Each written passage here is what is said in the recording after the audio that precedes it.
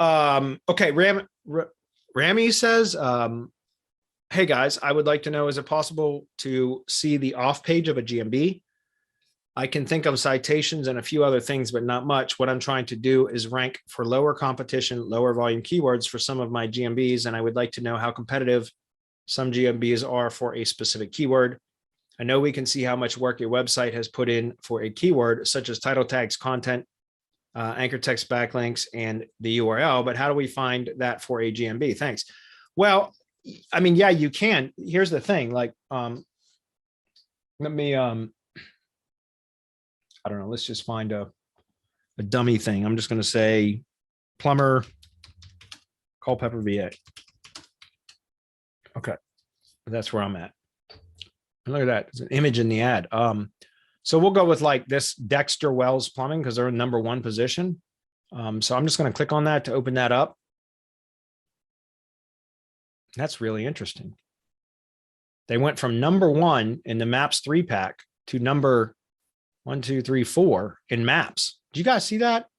Wasn't just me, right? That was weird. Let me refresh the page again because now it's in #3. It was just in #1, wasn't it? That was strange as shit. Very strange. I swear to God, it was in #1 in the Maps pack just a second ago. Okay, well, let's look at Culpeper Home Services then. All right, that look, and it changed again. Now Roto-Rooter's in #1.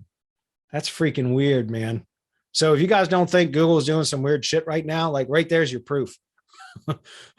We just saw the positioning shift twice with 2 clicks. That's very interesting. Anyway, let's just go in here and we'll do this again. That's certainly weird. In the 3-pack, Culpeper Home Services was #1, and now anyway, whatever. We're going to go with Culpeper Home Services. So there's a few things that you can do, right? You can check on check the backlink. So let me pause the screen for a second, guys. I'm going to get into I've got 2 Majestic accounts now, one that does not have client data in it so that I can use it for training purposes. And then my main account that has client data in it. And I always have to, I got a second account just specifically so I can show stuff in Majestic without having, without revealing client projects. So stand by while I get logged in. Okay, sweet. I'm logged in. We still got 18 minutes, so we're good. All right. So there's a few things you can do, right? You can check the backlinks you can do all the on-page analysis for the website and the Google Business Assets, right? Which includes the citations that's off page, but you can also look to see, is there a Google Business website? So that's, subdomain.business.site. And there's a way that you can look for that. I'll show you that in just a minute. But you can also analyze the backlink profile of the website, of the Google Business website, if it's available, and also the Google Map. There's a few different versions of the Google Map URL that you could also look for backlinks. We could take a look at that too. But what I'm saying is, like, one thing I would want to do is go check this is the homepage URL, what I call the location landing page. Whoops, that's the wrong button. So we're looking at just the external backlinks pointing to this specific version of this URL. I talk about this in the mastermind, but this is not something that has to stay in the mastermind. Let me just show you what I mean. When we're looking at, this is a little bit of a tutorial here, guys. I hope you're all right with that. So what I'm going to show you here, guys, is when we're looking at Majestic, there's some different options. Like this is all the backlinks pointing, and we can get rid of that trailing slash. It's the same data. It doesn't count that trailing slash. So what we're looking at here is 47 referring domains are pointing to, and I don't know why it's being slow, but 47 referring domains are pointing to this specific URL. But it says right here, would you like to switch to the entire culpeperhomeservices.com domain? There are 696 external referring URLs. That's different from referring domains. I mainly look at referring domains. So what happens is if we change this to the root domain, watch that referring domain count. It goes from 42 or whatever it was to 192. That's a significant difference. Well, why is that? Well, because now we're looking at all the backlinks that are pointing to any page or post or subdomain of this domain. Does that make sense? That's why it's significantly higher. But even if we go back to just this, this is the ranking URL, or at least this is the URL that's associated with the Google Business Profile. This is not really the whole picture for this particular URL. Why? Because there's 4 versions of that URL. For home pages, for pretty much for any, for home pages, there's usually 4 versions of the URL that all need to be analyzed. Why do I say that? Well, because there's HTTPS and HTTP, right? Then there's with www and without www. So you need to kind of like analyze all 4 versions of those URLs to get a true understanding of how many external backlinks are pointing to that one specific URL. Because all 4 of these versions of the URL all resolve to this current format. Does that make sense? So any backlinks that are pointing to any of these 4 versions of this URL are all going to be basically redirected or providing benefit to this specific form of the URL, which is what all 4 versions of these resolve to now. Does that make sense? So there's other ways, which I'm not going to teach here because this is supposed to be just kind of more of a conceptual overview of it. But there's ways to very quickly analyze all 4 versions of those URL. But just to show you what I mean, if I get rid of HTTPS, see that there's 18 referring domains pointing to that version of the URL. That wasn't accounted for in the previous version, right? Which is its current version. If we go to www, this is now without the SSL, two backlinks to that version. And now we'll add the S in, and we're going to analyze that. So I'm just kind of pointing this out as when you're trying to analyze competition, you have to take all of this stuff into account. So there's another 2 backlinks. So in total, we had 42 plus 18 plus 2 plus 2, right? So where are we at? Like 62, 64, whatever, somewhere around 60 backlinks to that particular URL, it just different versions of it. Does that make sense? So you have to analyze all of that. But then you also, like I said, you want to look at the actual root domain, because you have to also take into consideration that, remember, the homepage might have only had, let's just keep it simple, 40 referring domains. But remember, the homepage URL of a website is where like all links that are built to anywhere on the site are like, there's going to be link equity that flows through that page or post or subdomain that's going to flow up to the root domain. And that's generally because of like the navigation menu, there's a home button, or even if there's not a home button, there's usually a logo, and the logo is usually linked to the homepage URL. So there's always link equity bleeding from any page to the homepage, as long as there's an actual link, whether it's again, an image link from the logo or a navigation menu link or a contextual link. There's generally always a link from almost any page or post on a site, unless you intentionally design it to engineer it to not include that link. There's generally always a link to the homepage, right? And that means the homepage is going to accrue the most link equity of any other page on the site. And so because of that, you have to, whenever it's a homepage URL that's ranking for whatever search query it is that you're analyzing, you need to look at not only the 4 different versions of that particular URL, just to get an idea of like, okay, how many external backlinks are pointing to this ranking URL, but you also have to look at, and again, this is specifically for homepage URLs that are ranked. You also want to look at the root domain, because there is link equity flowing to the homepage URL from internal links that are receiving their link equity from external links that are pointing to those pages or posts. I don't know if that was clear as mud or what, but what I'm trying to say is you have to kind of zoom out. We always start looking at the external backlinks pointing to a particular URL, whatever that ranking URL is. Remember, Google doesn't rank websites, it ranks pages. Does that make sense? So we're looking at the page that's ranked for that, whatever search query it is. We always look at analyze the external backlink profile of that page first to identify what are the most competitive links to that specific page. What do we have to meet and exceed in our backlinks to be able to compete with that page? But then we have to zoom out. If it's a homepage URL that's ranking, we have to zoom out a bit and look at the root domain, because we are also competing with all the other links, no matter where they're pointing at the site, right? At pages, posts, or subdomains, right? And so but very quickly, and I know this is probably getting a little bit deeper than I typically would do in a hump day hangout, but I do want to show you one other thing real quick, and then I'll get back to how we use this tool to also analyze Google business assets. Would be to go take a look at the backlinks and filter those down. So what I mean by that is this is showing there's 192 backlinks that's with this filter applied, which is only one backlink per referring domain. So just to keep it simple, we're going to just look at one backlink per referring domain. And this is saying across the entire site, it has 192 backlinks pointing to it. But if we take a look at the status, out of those 192, only 171 of those are currently live. So that means we eliminated however many that was, 19 or whatever it was that were dead links. I don't know why Majestic is being slow. But while it's trying to load, I don't know why it's being slow. Anyways, so now we're looking at 171 links. Okay, well, do we have to build 171 links to be competitive with this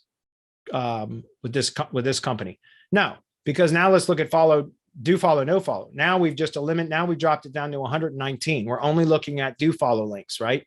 Because that's really, don't get me wrong, their no follow links are still have their place. They still do add value, but we're not looking at that because no follow links don't pass link equity. They also don't affect anchor text ratios. So if we analyze those, then we're actually skewing, especially if we're looking at anchor text ratios, we don't want to skew our data by also including no follow anchors because they don't count towards your anchor text ratio.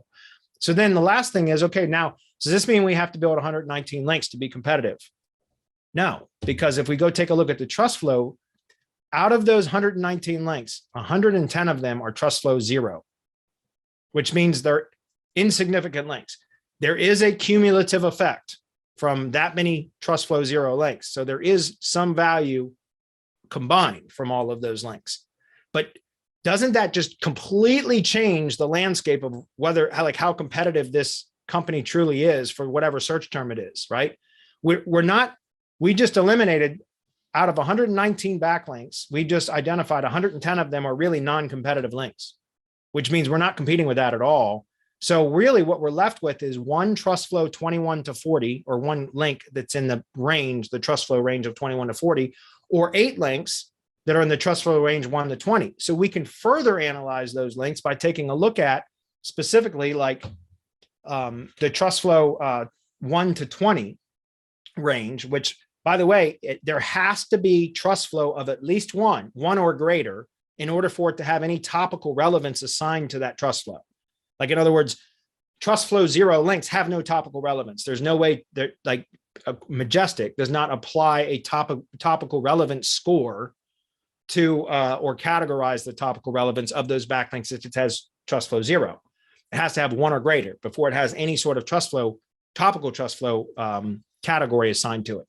So now we're looking at trust flow 1 to 20, and we're looking at these. This is a Culpeper Home Services. So now we're looking at, like, what are the topical categories of those backlinks, and are they relevant? And there's 2 ways the backlinks can be relevant, right? There's topical relevance and local relevance, geographic relevance. Links from non-relevant topical sources, but are relevant because of their geography, their proximity to the actual business. For local SEO, those are still valuable links. So it could be in a completely unrelated topical category, but if it's from a local business site, a local business directory, like a local chamber of commerce directory, a pizza parlor that is linking to Culpeper Home Services because Culpeper Home Services does handyman services, and perhaps they did something at the pizza parlor. So the pizza parlor did a thank you blog post on their site, and it links to Culpeper Home Services. That might seem like topically it's not relevant, so it's not a valuable link, but it is indeed valuable because it is a local pizza joint that linked to it. Does that make sense? Then there's topical relevant links. And so that's where, like, we can now analyze, there's only 8 results here that have trust flow values between 1 to 20. And let's look at those links and then determine which links are we truly competing with. Does that make sense?